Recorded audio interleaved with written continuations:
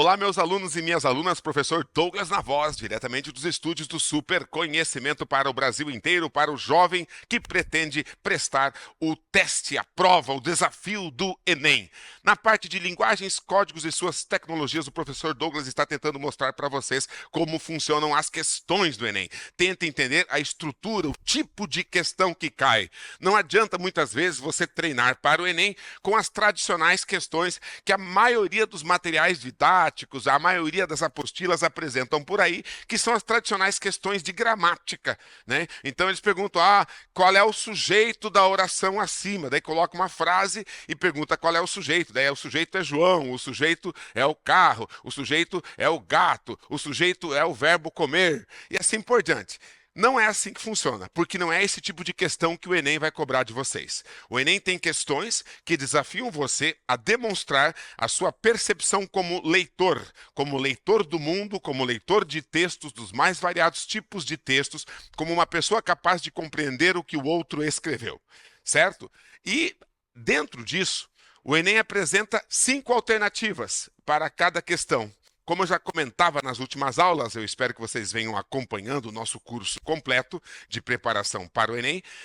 Eu comentava que nas questões você vai ter uma alternativa que é normalmente a alternativa absurda. Ela é facilmente descartada, certo? Comece a responder questões, a baixar provas do Enem e a começar a entender como funcionam realmente essas questões. Aí você tem uma que é descartável. Absurda. Então só nos restam 4. Dessas 4, vocês têm 2 que podem ser definidas como erradas por um daqueles 3 critérios que eu estabeleci na outra aula também, que são a redução, a extrapolação e a contradição. Ou seja, ela está errada porque ela reduz alguma informação fundamental do texto, ela está errada porque ela extrapola, ela coloca expressões, palavras, noções que não estão presentes no texto, coloca a mais, digamos assim, do que aquilo que o texto informa, ou ela contradiz diretamente o que o texto está falando. Você vai ter 2 alternativas assim. Então nós temos uma absurda, 2 que estão erradas por redução, extrapolação ou contradição, e portanto só nos restam 2. Essas 2 que sobram são aquelas que realmente vão desafiar a pessoa que presta a prova do Enem, certo? Que são aquelas 2 que parecem certas. Entre essas 2 que parecem certas, uma realmente estará certa. É a resposta correta, inevitavelmente. A outra, ela vai parecer muito certa, certo? Mas vai ter um errinho apenas. E este errinho não consiste normalmente nem em redução, extrapolação e nem contradição. Este erro estará na palavra-chave. A palavra-chave costuma ser a primeira palavra que aparece na alternativa, que pode ser um substantivo, pode ser um adjetivo, pode ser um verbo, mas ela determina o que aquela alternativa está realmente dizendo. Um bom leitor é uma pessoa que percebe o significado e o valor de cada palavra. E a prova do Enem, na parte de linguagens, códigos e suas tecnologias, está ali exatamente para testar os bons leitores. Então, vem aqui com o professor Douglas e vamos analisar mais algumas questões, né? Certinho? Dá uma olhadinha aqui, olha só, o que nós temos para hoje? Vamos começar com a questão número 9. Esta é a prova azul do Enem de 2022, a última prova do Enem que se tem notícia. Olha só essa imagem, o texto, né? O texto é essa imagem que mostra ali uma pessoa, né, com as mãos no rosto, uma expressão talvez de dor, de vergonha, de arrependimento, né? A própria palavra já está escrita ali. E ao lado direito, Detran do Espírito Santo, causar um acidente é algo que você leva para o resto da vida. Não beba se for dirigir. Então, obviamente, você percebe e analisa esse texto e pode classificá-lo, né, como uma campanha. É uma campanha publicitária, uma campanha de conscientização para a pessoa não beber e dirigir. Obviamente, isso é no Brasil a causa de inúmeros acidentes e, obviamente, qualquer pessoa que sofre um acidente, por diversos motivos, tende a sentir arrependimento. Seja por danos materiais, mas principalmente por danos à vida, né? Tanto em ferimentos quanto a perda de entes queridos, e não apenas a isso, né? Você com certeza sabe que perder alguém que está com a gente no veículo, né? Uma pessoa amada, normalmente, ou no mínimo um amigo, um esposo, esposa, filho, filha, mãe, pai, irmão, sem dúvida, uma dor incalculável. Mas uma pessoa de consciência também pode sentir dor por ter causado em outra família, no outro carro, no outro veículo, numa moto, onde for, né, atravessando a rua, causar a perda de uma pessoa que não é o seu parente, mas basta essa pessoa, né, cair em si depois de um tempo, depois que baixa a adrenalina, e se tocar que causou um dano irreversível a uma pessoa e a todas as pessoas que estavam ligadas a ela, certo? Então tá aí a campanha. E aí agora vamos para o enunciado. Para convencer o público-alvo sobre a necessidade de um trânsito mais seguro, essa peça publicitária apela para o. Bom, quando eu falo de peça publicitária, isso é um tipo mesmo de texto, certo, pessoal? É um gênero textual que é o texto que serve para divulgação de uma ideia de maneira que ela fique bastante conhecida, né? Portanto, divulgada e impregnada nas mentes das pessoas, no público em geral, tá? Mas vamos lá. Ela apela. Tudo tem a ver com as palavras-chave. Aqui temos o verbo apelar. Apelar, como é que nós usamos a palavra apelar no dia a dia?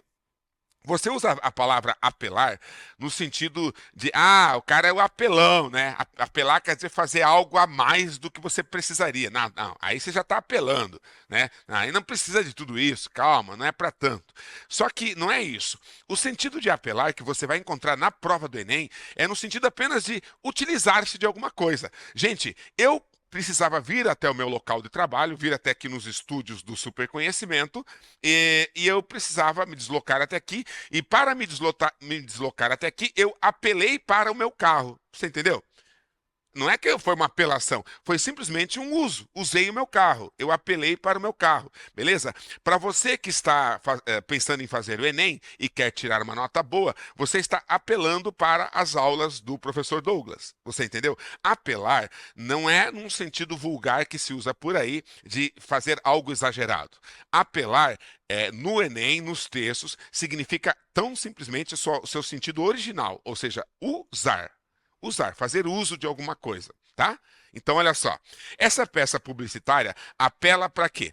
Porque vai ter gente, né, jovens alunos, que veem esse apela e já me falaram isso. Não, professor, mas eu vi ali que estava escrito apela, então eu procurei a alternativa que mostrava alguma coisa que fosse tipo uma apelação mesmo, né? Que fosse, forçar a barra, né? Bom, não necessariamente. Eu quero que você entenda isso. Apelar quer dizer usar. O que que a propaganda usa para convencer o público-alvo sobre a necessidade de um trânsito mais seguro? Letra A. Ela apela para o sentimento de culpa provocado no condutor causador de acidentes. Tá. Sentimento de culpa leva ao quê?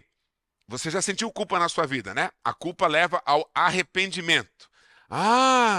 Vocês viram que eles não mostraram nessa campanha? Eu já vi outras que mostram um carro todo arrebentado, né? Ou pessoas presas nas ferragens, né? Ou, sei lá, às vezes uma coisa bastante realmente apelativa, tipo um carro capotado, tudo esmagado, e tipo um ursinho de pelúcia, um brinquedo de criança caído do lado de uma mancha de sangue ao lado do carro, né? Aí sim dá para dizer que é apelativo no sentido de exagero. Aqui não. É apenas uma imagem simples de uma mulher, eu creio, com as mãos no rosto, triste, aparentemente, né? Arrependida. É isso apenas. Então, eu diria que a letra A já se mostra como a letra correta. Ó, ele apelou para o sentimento de culpa provocado no condutor causador de acidentes, tanto na imagem da mulher com a palavra arrependimento, quanto no texto.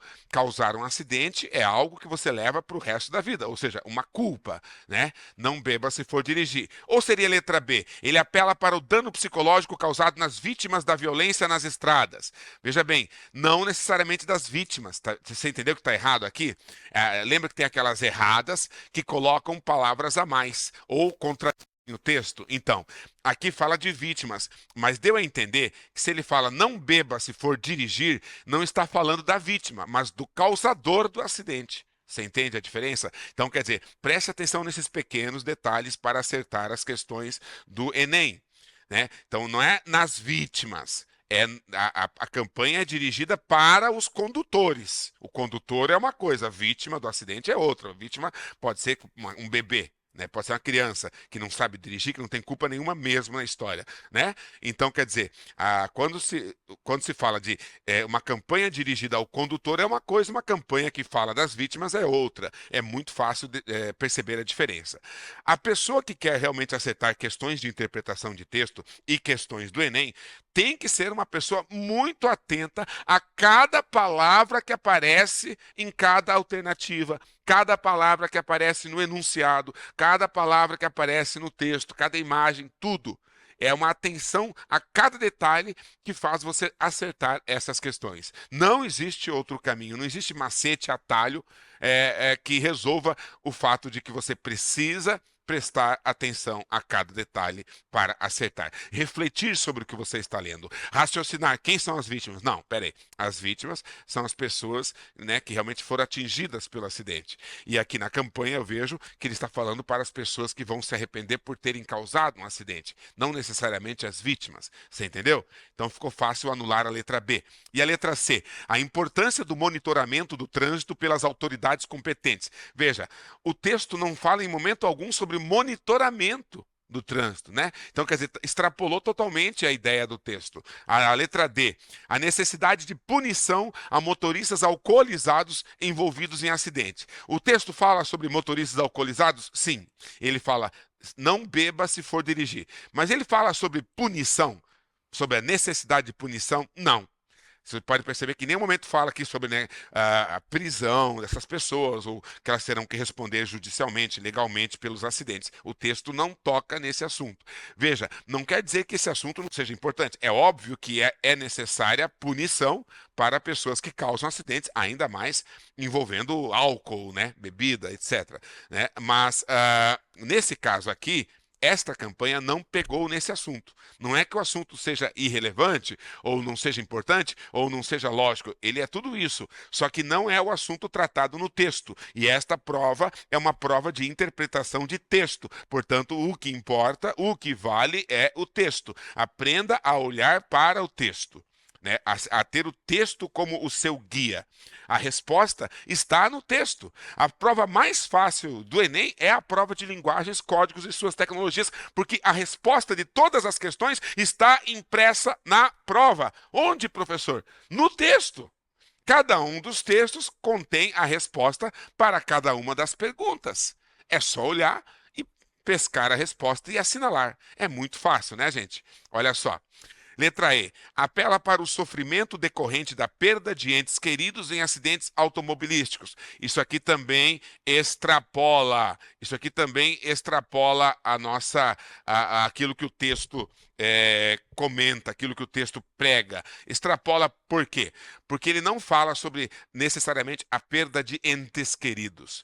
Ele fala que o arrependimento, né, pode ser apenas da pessoa que causou o acidente, mesmo que os entes que perderam, que morreram, etc., não sejam da sua família, mesmo que seja uma pessoa estranha, né? Às vezes, né, qualquer pessoa com um pouco de consciência vai sentir muita dor e arrependimento por ter causado dano aos outros, não é mesmo?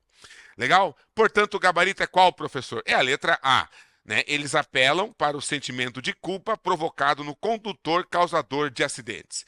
Outro dia eu falei para vocês, na última aula, que existem 4 níveis, pelo menos, de dificuldade nas questões do Enem. 4 níveis bem claros. Aquela questão bem fácil, a questão fácil, a questão difícil e a questão bem difícil. Esta aqui eu diria que se encaixa nas bem fáceis, ela está muito óbvia. Vamos para a questão número 10. Temos um texto aqui.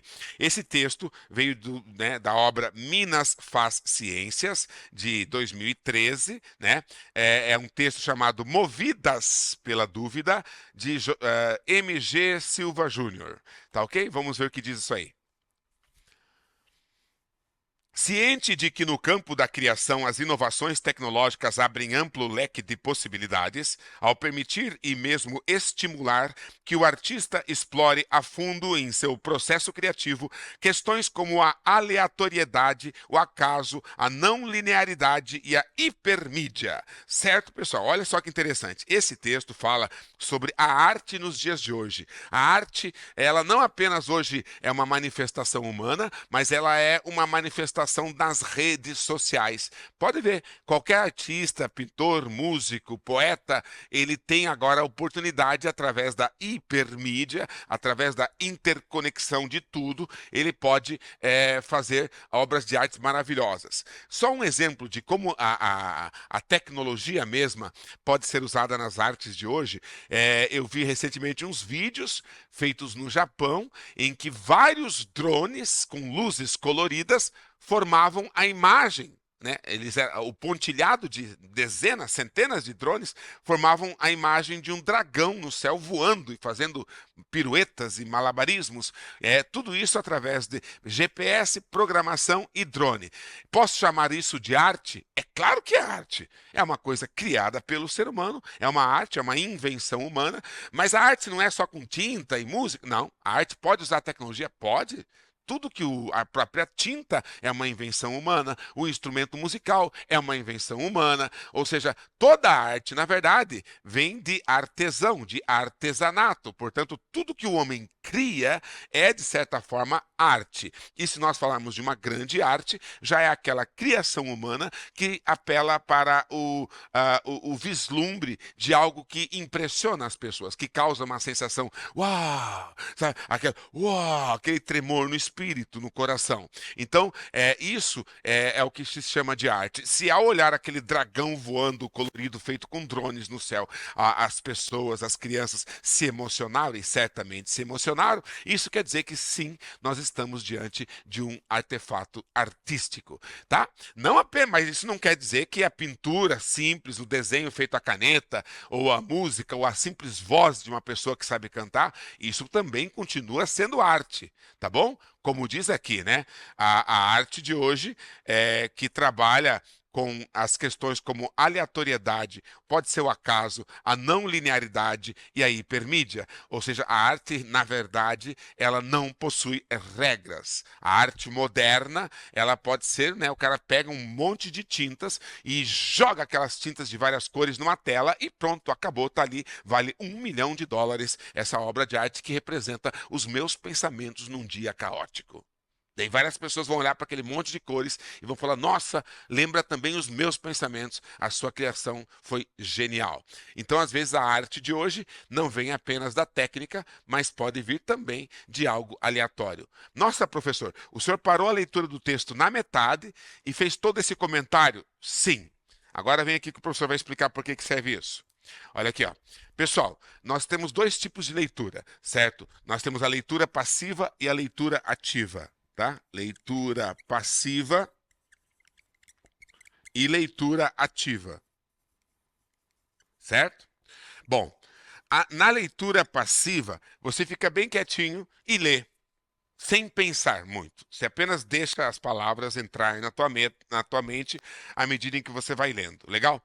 Na leitura ativa, você lê questionando, você lê formulando perguntas, você lê se perguntando, pensando por que a pessoa escreveu aquilo, você lê, né, tentando descobrir de que forma que aquele texto está relacionado à realidade, você lê ao mesmo tempo perguntando para si mesmo, será que eu concordo com o que eu estou lendo? E você lê também se perguntando, de que forma que esse texto, essa leitura interfere na minha vida ou na minha opinião? Você lê pensando, concordo ou discordo do que o cara está escrevendo? E assim por diante. Ou seja, a leitura ativa é ler literalmente com uma caneta na mão. Se você está na prova do Enem, e você está com a prova impressa de papel e a sua caneta, né, preta de tubo transparente, né, na mão, conforme o edital pede, você vai sublinhando, vai circulando, vai puxando uma flechinha, né? Olha aqui, a arte, quando ele falou de arte aleatória, espontânea ou mesmo que usa tecnologia, ele certamente está falando da arte moderna, a arte contemporânea, não da arte clássica que era muito mais regrada, certo? Então essas noções culturais e as percepções de quando aquilo que você estudou culturalmente, por exemplo, a história da arte, está presente dentro do texto que você lê, certo? Isso mostra um leitor ativo, um leitor que usa a sua bagagem cultural para realmente dar sentido ao texto, respeitando, claro, as intenções do autor do texto, porque o texto é do autor. A sua bagagem é algo que o próprio autor do texto conta. Por exemplo, o próprio professor Douglas, ao falar aqui nesta aula, e ao falar, a minha fala é o meu texto.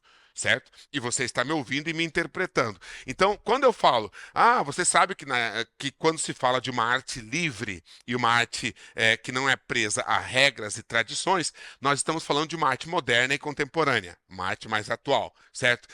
Eu espero que você mesmo que me ouve, quando eu falei isso, você tenha estudado história da literatura, história da arte. Você teve, né? Com os professores ali, as aulas, você viu sobre a Semana de Arte Moderna, sobre as vanguardas europeias, dadaísmo, futurismo, expressionismo, cubismo, surrealismo, lembra? Então, eu conto que você tenha estudado esses elementos na hora em que você ouve o meu texto. Percebeu como é que funciona? O autor de um texto, ele conta com a bagagem cultural, né, e de conhecimento do seu leitor ou do seu ouvinte, beleza? Lembrando que, mesmo assim, ao contar com a sua bagagem, ainda assim o texto é meu, o texto é do autor, é aquilo que eu quero expressar. Eu conto com a sua bagagem para que você compreenda o que eu quero expressar. Lembrando sempre que você pode concordar ou discordar daquilo que eu estou expressando, mas é importante que você compreenda o que eu estou expressando. Beleza? Então, nós temos leitura passiva e ativa. Quem é que passa, quem é que tira uma excelente nota no Enem? Obviamente é quem faz leitura ativa. Só que é o seguinte, professor, eu tenho lá 90 questões para um dia mais a redação. E eu tenho um limite de horas para isso. Eu não tenho tempo para pegar que nem o professor fazendo nesta aula e ficar investigando sobre cada palavra, sobre o significado de cada expressão, deduzindo, criando teses, me lembrando de exemplos, etc. e tal. Não dá tempo para isso. Não é que eu não tenha capacidade para isso, professor, mas eu não tenho tempo para isso em cada questão. Exatamente, eu quero que você entenda que o professor faz aqui, isso aqui é aula. Aula, né? Então o professor está esmiuçando, certo? Né? Desmistificando toda a ideia para você. O professor está realmente mastigando todo o processo para te mostrar como funciona. Porque esse processo da leitura ativa, ele é muito rápido, ele é muito automático. Quando você está quietinho, concentrado, com o texto ali na mão, lendo, né, mentalmente, sem falar, sem precisar pronunciar o que você está lendo, a sua cabeça vai fazendo essas conexões, vai fazendo essas relações automaticamente e de uma forma muito rápida. Tá? Você entendeu? É assim que funciona. Legal? Voltemos para a questão, olha só. Tá. Ao permitir e mesmo estimular que o artista explore a fundo em seu processo criativo questões como a aleatoriedade, o acaso, a não linearidade e a hipermídia, certo? Temos aqui um amplo leque de possibilidades na arte contemporânea. Léo Cunha comenta que, no que tange ao campo da divulgação, as alternativas são ainda mais evidentes, ou seja, no mundo moderno, a divulgação da sua arte se torna cada vez mais óbvia, mais forte e fácil de perceber. Afinal, é imensa a capacidade de reprodução, multiplicação e compartilhamento das obras artísticas culturais, tá? Pensa agora você, meu querido aluno, vocês que são jovens, TikTokers, né? Você que curte a dancinha do TikTok e tudo mais, o cara faz uma arte qualquer, né? A galera faz reprodução dessa arte. O cara escreve lá caneta azul, né? Caneta azul, azul caneta, né? Né? Como não rir diante dessas manifestações, mas você percebe que isso viraliza.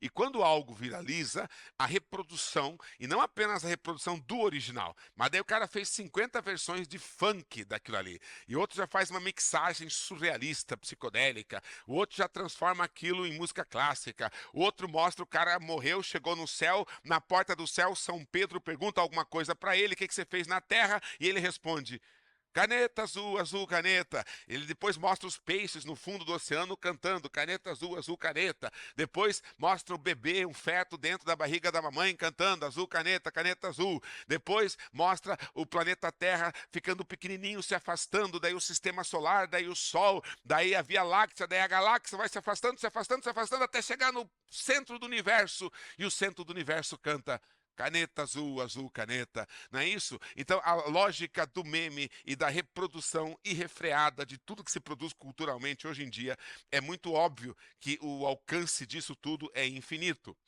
Então, nós temos a reprodução da obra, ou seja, ela é feita e reproduzida das mais infinitas formas. A multiplicação da obra, ela se transforma em coisas novas. E o compartilhamento, né? Mesmo quem não produziu, não gravou, não editou nenhuma mixagem, nenhum meme a partir do Caneta Azul, só quando você deu um like, você compartilhou, você comentou, você interagiu, você reagiu àquela mídia, você, de certa forma, estava colaborando para a divulgação, né, dessa obra artística barra cultural. Eu peguei o exemplo da Caneta Azul, mas pode ser qualquer outra manifestação que tenha bombado aí na internet que sirva como exemplo para nós.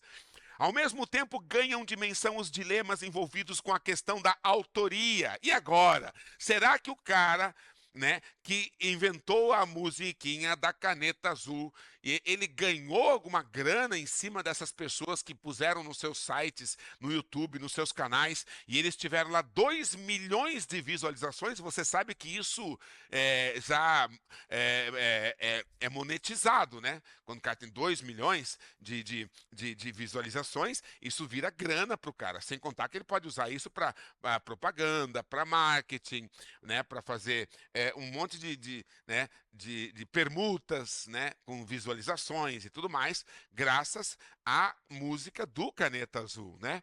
Então, quer dizer, será que o autor original, né, em relação aos direitos autorais, ele ganhou a sua participação nesses lucros ou não, né? Isso é um questionamento, né, segundo o texto que eu estou lendo, né, é um dilema que envolve a questão da autoria, dos direitos autorais, da reprodução e intervenção não autorizadas, entre outras questões. Já segundo a professora Yaciara Froner, o uso de ferramentas tecnológicas não pode ser visto como um fim em si mesmo, tá? Então, quer dizer, eu posso criar qualquer tipo de arte, seja a música, seja, né, a poesia, a literatura, a pintura, a mixagem, qualquer coisa, certo? Mas a tecnologia não deve ser o fim. Eu não posso pensar, eu vou criar uma coisa para bomba. Você já reparou a questão do vídeo que viraliza? Sempre que o cara quer, eu vou fazer uma coisa que vai viralizar, não viraliza. E todos os verdadeiros virais, eles são involuntários, são espontâneos. O cara fez uma bobeira e ela viraliza. Agora o cara junta todos os especialistas em marketing e eles pensam, vamos fazer uma coisa para viralizar. Não funciona, né? Então, quer dizer, existe uma fórmula secreta. Portanto, a melhor dica é que o uso de ferramentas tecnológicas não pode ser visto como um fim em si mesmo.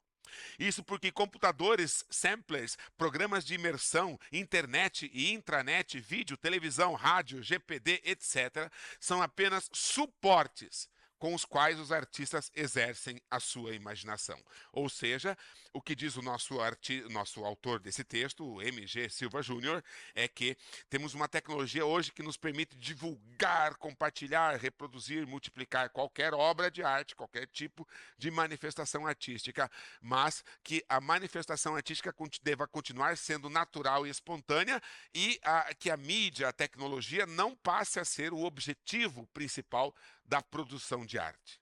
Interessante, né? Isso, lembrando, é o texto de opinião, é a opinião da pessoa que escreveu esse texto. Você pode concordar, você pode discordar, certo? Mas não é isso que está em questão. A questão é, nós entendemos a opinião dele? Bom, eu creio que entendi. Eu creio que eu. Sabe quando você lê e fala assim, eu entendi o que ele quis dizer.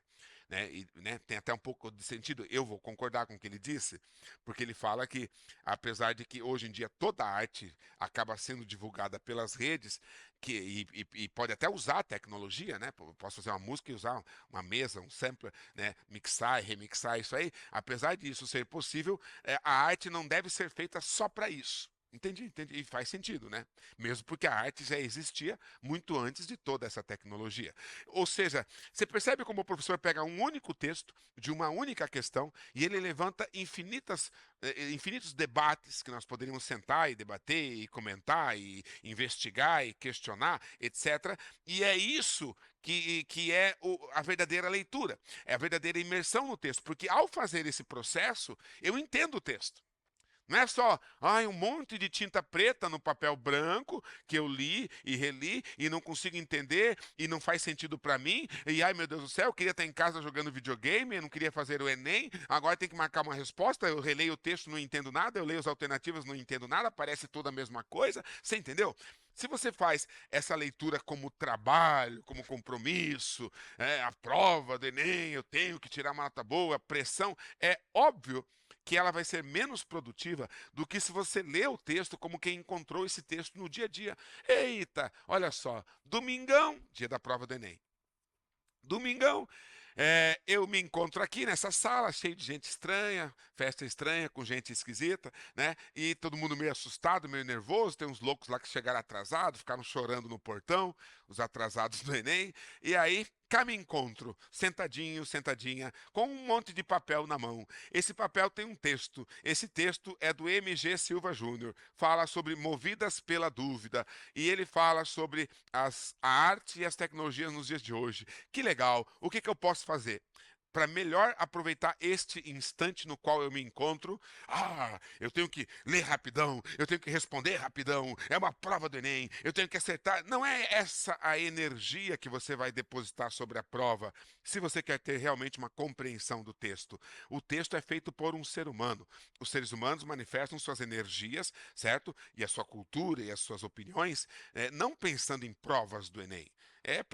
É uma forma de interação social, uma forma de manifestar sua própria vida, o texto da pessoa. Então, entra no texto com a sua vida de leitor, você entendeu? E aí você acaba entendendo mais, pensando mais, refletindo mais, relacionando melhor com a realidade. Vamos ver agora o enunciado da questão. Segundo os autores citados no texto, a expansão de possibilidades no campo das manifestações artísticas promovida pela internet pode pôr em risco o que está entrando em risco, segundo o texto? O sucesso dos artistas, a valorização dos suportes, a proteção da produção estética, o modo de distribuição das obras ou o compartilhamento das obras artísticas. O que vocês acham? Tan, tan, tan, tan, tan. Tá. Ele põe em risco o sucesso dos artistas? Eu creio que não, porque a internet permite que muitos tenham muito sucesso.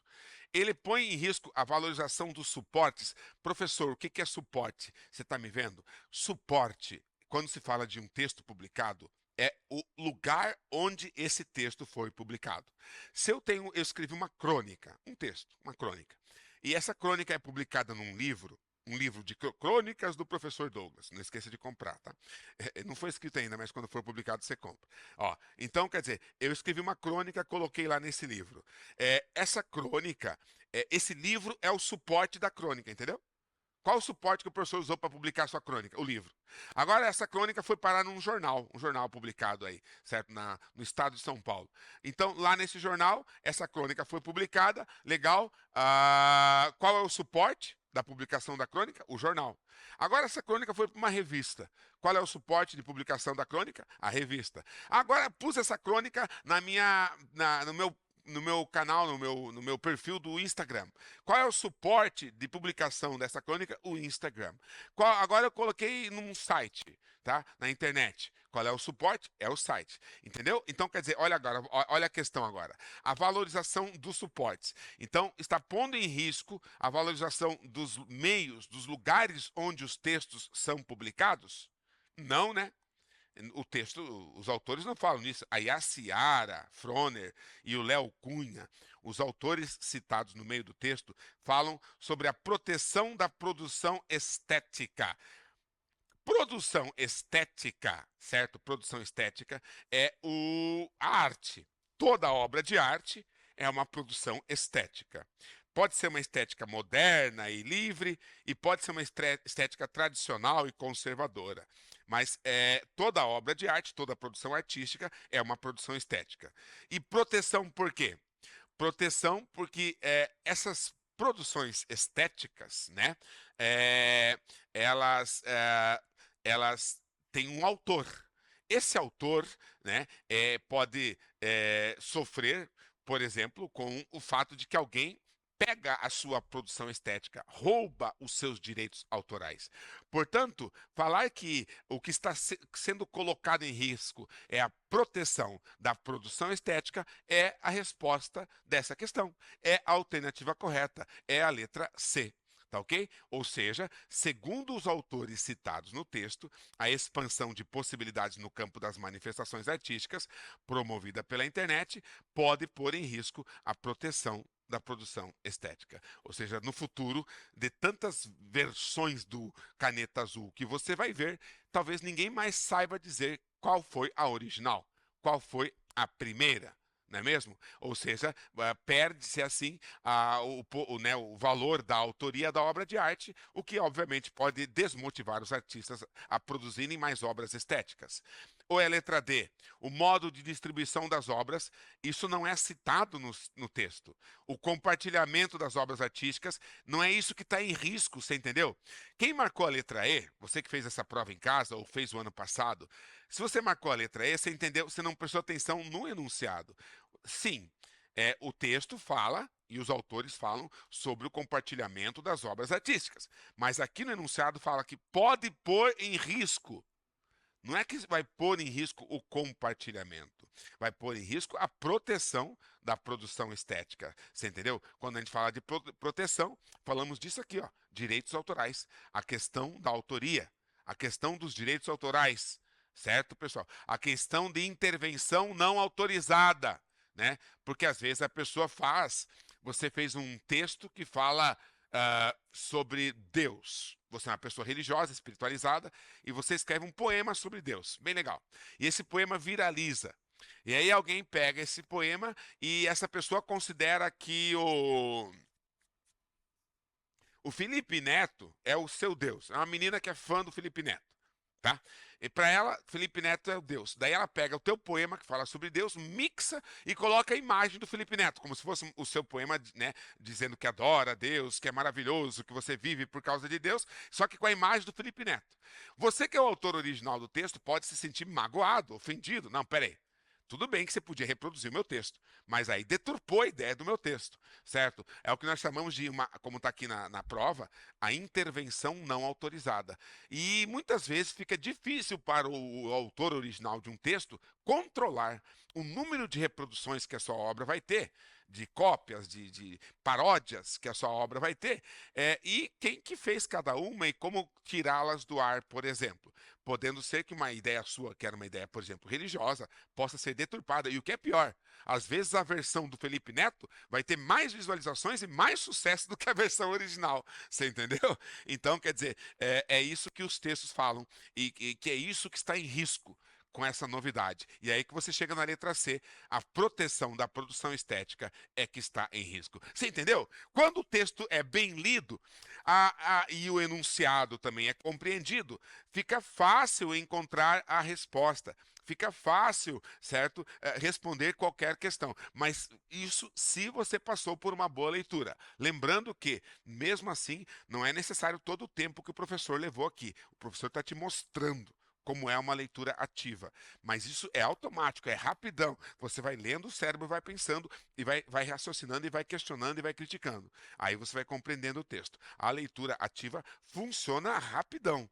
Funciona você quietinho ali, né? E mandando ver, né, na interpretação. E aí chega nas alternativas, fica muito fácil.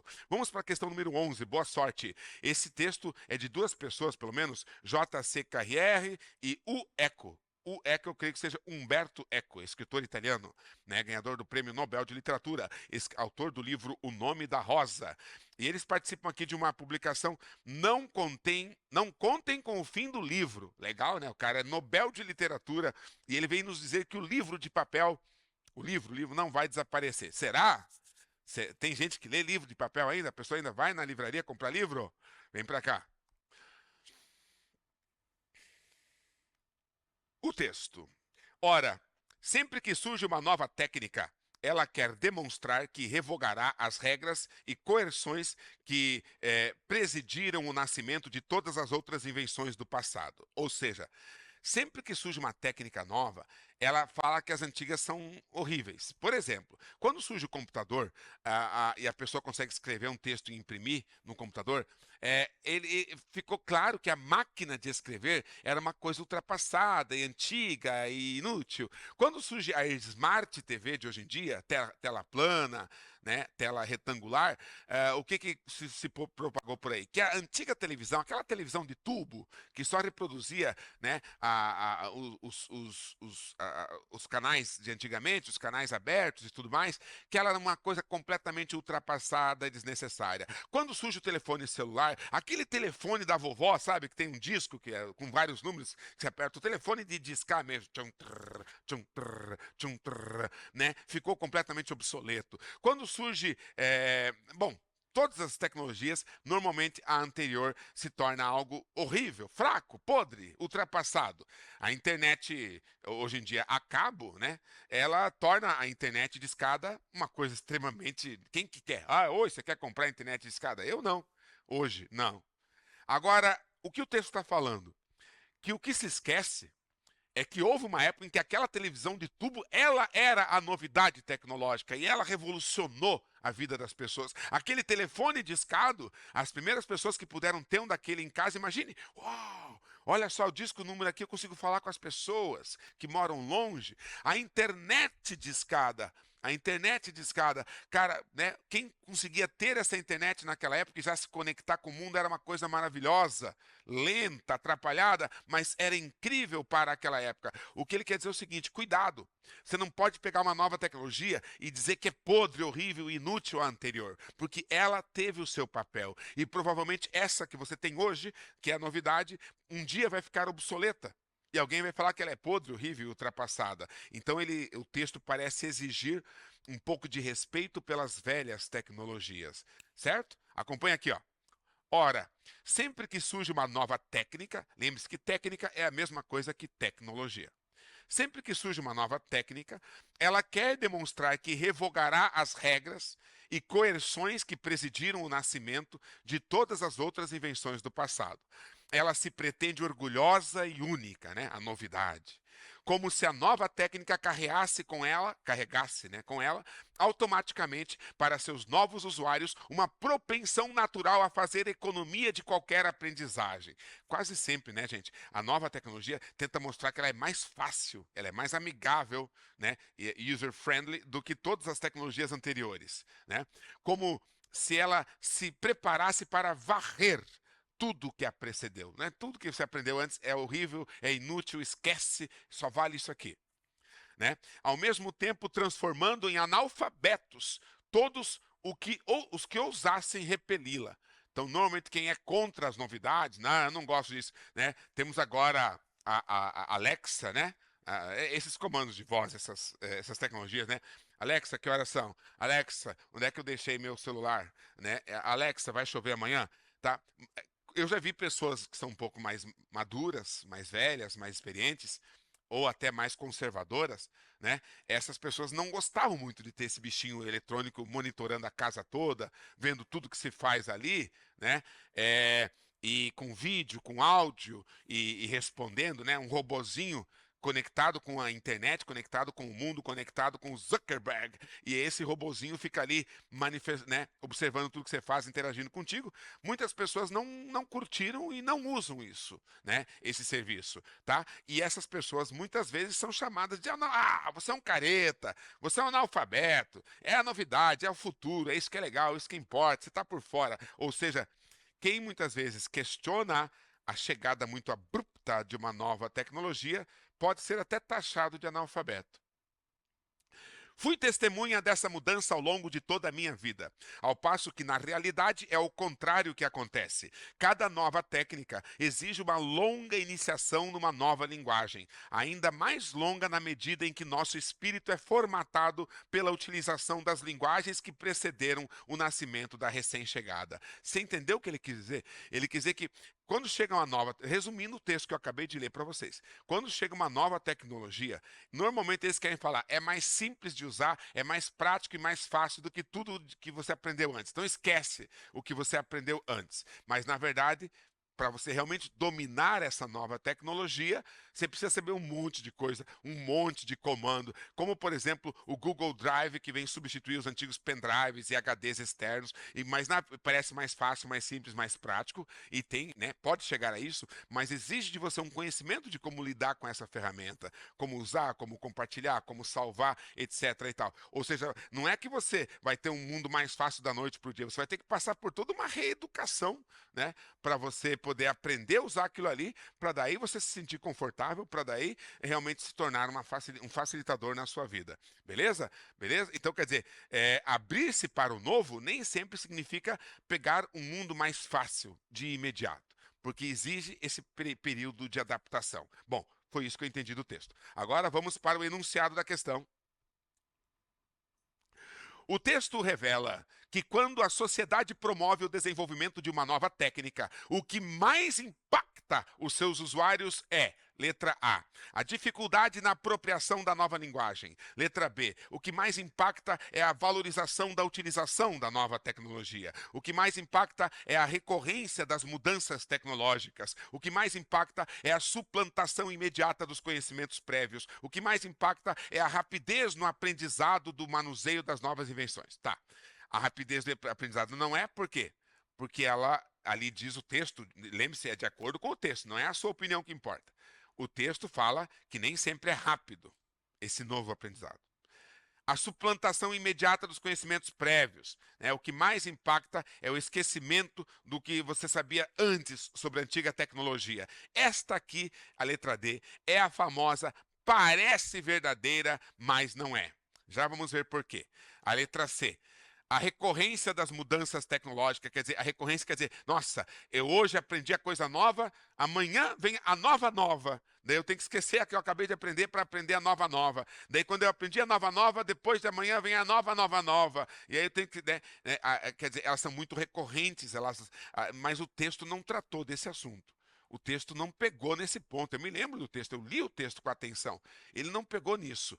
Né? A letra B, a valorização da utilização da nova tecnologia, certo? Ele fala que ela é valorizada sim, mas não é isso que mais impacta. Atenção para o enunciado.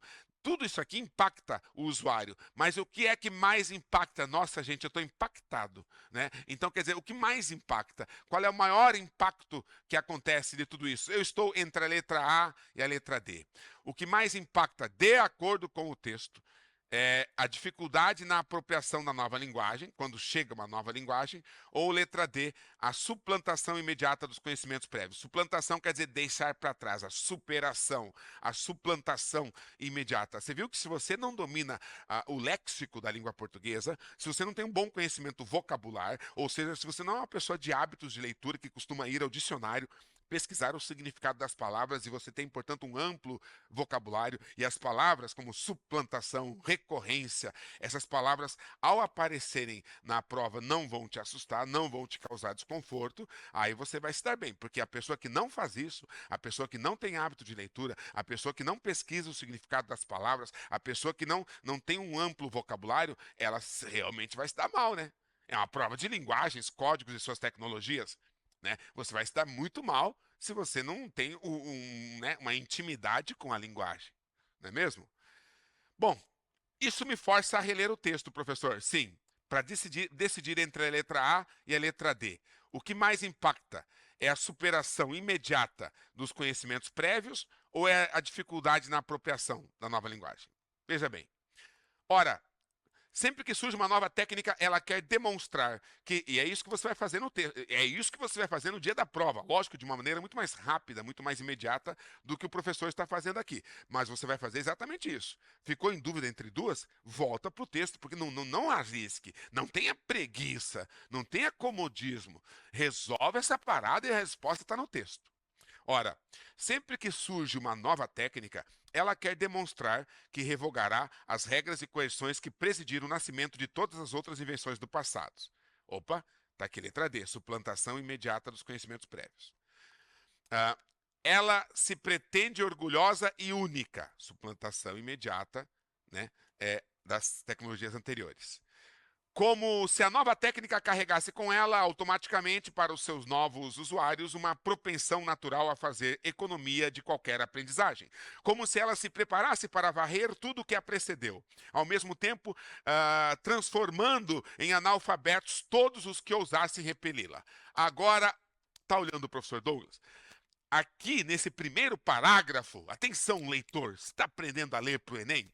Nesse primeiro parágrafo, ele está falando que a nova tecnologia, a nova linguagem se impõe como se fosse isso, como se o passado não importasse, como se... Então, essa é a proposta da nova tecnologia. No segundo parágrafo, ele vai falar sobre o verdadeiro impacto da nova tecnologia, e é isso que o enunciado da questão pergunta. Olha o segundo parágrafo. Fui testemunha dessa mudança ao longo de toda a minha vida, ao passo que, na realidade, é o contrário que acontece, entendeu? Isso é o que se propõe. Vamos esquecer todo o passado, mas na realidade é o contrário que acontece. Cada nova técnica exige uma longa iniciação numa nova linguagem. Letra A, dificuldade na apropriação da nova linguagem, uma longa iniciação. Essa é a real. Você tem que aprender a distinguir no texto aquilo que o autor fala, ó, essa é a proposta da nova tecnologia, mas esta é a realidade. Daí o enunciado pergunta, qual é o impacto maior nos usuários? É óbvio que o impacto é a realidade e não a proposta. Porque uma coisa é você falar, eu sou isso, aquilo. Outra coisa é você ser. E o que vai impactar realmente as pessoas não é a sua fala, o seu discurso, mas os seus atos, certo? Né? Não é isso? A gente não fala isso? Que né, uma ação vale mais do que 1000 palavras, entendeu? Então, isso está exposto nessa questão, beleza? Portanto, apesar de a letra D parecer verdadeira, ela está vinculada ao primeiro parágrafo que diz sobre a hipótese. Ó, como se a nova técnica carregasse, como se ela se preparasse. Veja, é como se fosse assim, mas não é. Certo? E a letra A, portanto, é a que mostra o que ela realmente é, o que ela realmente causa. O quê? Uma certa dificuldade na apropriação da nova linguagem. Esse é o maior impacto sobre os novos usuários. Beleza? É isso então por hoje, meus queridos. O professor Douglas agradece a atenção de todos vocês em nome de toda a equipe do Super Conhecimento, tá? Na próxima semana temos mais aula, mais questões analisadas. Eu quero que você entenda como, na verdade, é fácil acertar as questões do Enem.